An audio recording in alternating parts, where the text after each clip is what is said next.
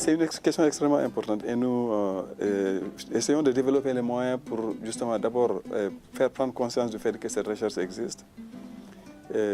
Souvent, les chercheurs, une fois qu'ils ont terminé de faire leurs travaux, ils ont publié un article dans une revue reconnue ou un ouvrage, ils sont contents. Alors, nous dit qu'il faut aller un peu plus loin que ça et engager le dialogue avec les politiques.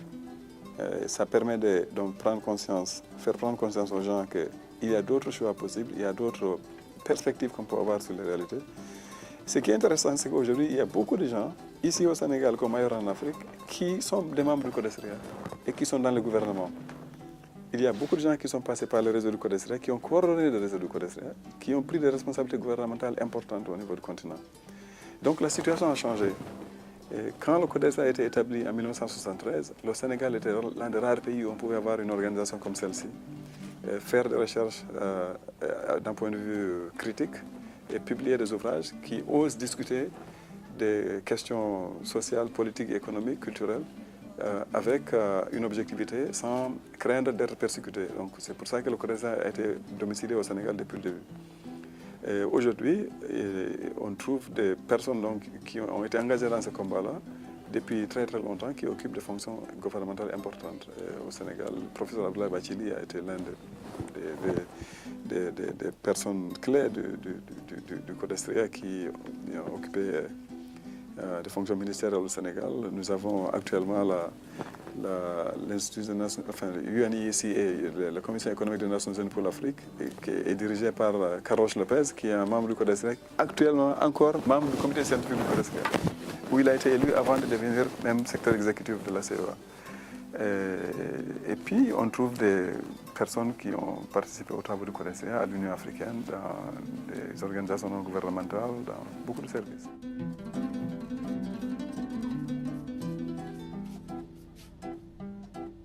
Je pense que l'intégration, il faut y travailler davantage.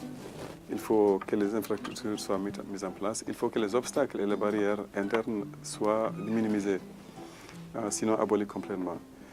Et à mon sens, il y a deux choses qu'il faut voir. La première, c'est la structure et la nature de nos économies, qui sont orientées vers l'extérieur, vers la fourniture de matières premières au marché international. Et elles sont plusieurs à se ressembler dans ce sens-là. Et ils ont des liens ombilicaux avec les économies du Nord et les économies d'autres parties du monde. Et dans ces cas-là, il faut toute une restructuration, une transformation des économies pour que la notion de l'intégration et des échanges intra-africains puisse avoir l'ampleur et l'importance qu'elle devrait avoir. La deuxième chose, c'est que ce qui se passe au niveau interétatique ou officiel est une chose. Ce qui se passe au niveau, comment dire, populaire, là, des grassroots, là, c'est autre chose. Il y a beaucoup d'échanges transfrontaliers qui existent où les populations sentent qu'ils appartiennent aux mêmes espaces et ils ont des intérêts partagés. Et dans certains domaines, c'est même bien structuré. On a dans cette partie de l'Afrique des marchés hebdomadaires qui se tiennent. Et il est intéressant d'y aller et voir qu'en fait, c'est des marchés internationaux. Les produits viennent d'un peu partout de la sous-région. Même la gestion de ces marchés-là est internationalisée à partir du moment où ils mettent en place des comités dans lesquels siègent des gens venant de tous les pays voisins. Et donc, je pense que vous avez raison de dire qu'on a encore du chemin à faire pour réaliser l'intégration africaine et le marché commun, etc.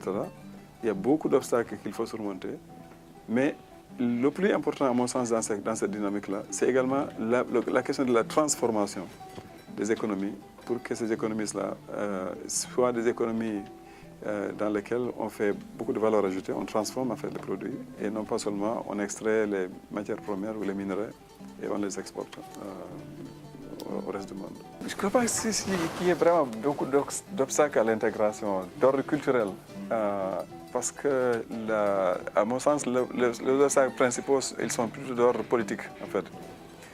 Il y a plus d'obstacles politiques que des obstacles d'ordre culturel. On n'a pas beaucoup d'exemples de peuples ou de populations qui n'arrivent pas à vivre ensemble parce qu'ils ont des différences culturelles. Nos villages, en général, sont pluriethniques. La plupart de nos villages sont pluriethniques. On peut trouver des minorités et des majorités ethniques qui vivent ensemble tranquillement, sans problème. Mais quand on monte à l'échelle nationale et qu'on commence à voir en fait des grands groupes se former, avec des élites qui, à l'intérieur, et aussi travailler sur ces différences-là, et en les mobilisant, en les manipulant par moment. C'est exactement la même chose qui se fait aussi au niveau des relations entre pays, quoi, où on peut avoir des élites dirigeantes qui instrumentalisent un petit peu les différences-là, y compris les différences culturelles. Mais en soi, je ne crois pas que la différence, les problèmes culturels soient le facteur majeur par rapport à ce qui retarde l'intégration.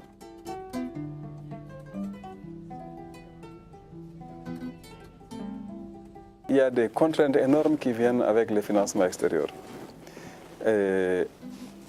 Mais on ne met pas tous les financements extérieurs au même niveau, ils ne sont pas tous du même type. Et je pense que la chance, à la limite, que le CODESRE a eu, c'est d'avoir eu donc, des appuis des pays qui étaient aussi intéressés par,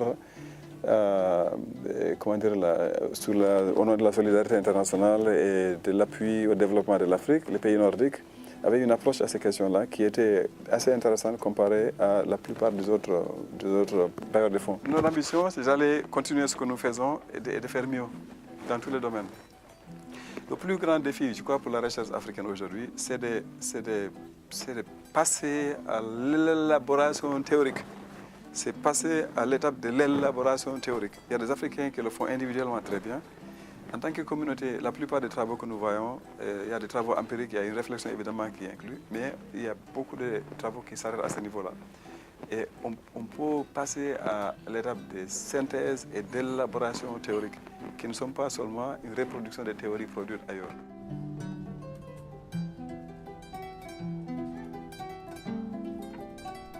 Il est important que nous soyons là où les choses se discutent, y compris sur le plan intellectuel, avec nos contributions.